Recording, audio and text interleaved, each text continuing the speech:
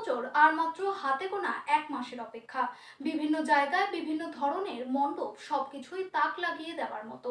প্রতি বছরের মতন এবছরের এক অভিনব উদ্যোগের মণ্ডপ তুলে ধরেছেন বেনাচিতি অগ্রগণী সাংস্কৃতিক পরিষদের দুর্গাপুজো। এই বছরের থিম ঐতিহাসিক রাজস্থানের হাওয়া মহল। তারই ছবি এক্সক্লুসিভ প্রথম আলোর বার্তার পর্দায়। দুর্গাপুর থেকে আব্দুল মোতালিবের রিপোর্ট, প্রথম আলোর বার্তার পর্দায়। সঙ্গে থাকুন, ভরসা রাখুন। তো আমরা এই বছর এখানে প্রথম কাজ করছি।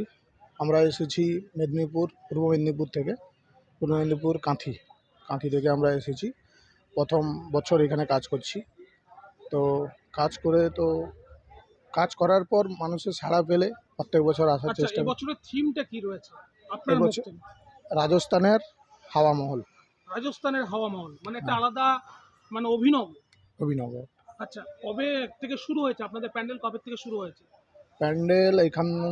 এখানে শুরু হয়েছে, এখানকার কাজ শুরু হয়েছে 15ই আগস্ট থেকে। 15 আগস্ট আগস্ট মাসে, থেকে। হ্যাঁ। কবে শেষ করবেন, কবে হাতে দেবেন? মহালয় ফিনিশ দেওয়ার কথা, তার আগে যতটা পারি আমরা কাজ কমপ্লিট করে দেওয়ার কত চেষ্টা করব। টাকার বাজেট রয়েছে এই বছর? মানে কত টাকা লাগছে এই মণ্ডপ তৈরি করতে? বাজেট তাও আমাদের ঠিক জানা নেই, তাও এটা 25-25 লাখের কাছাকাছি।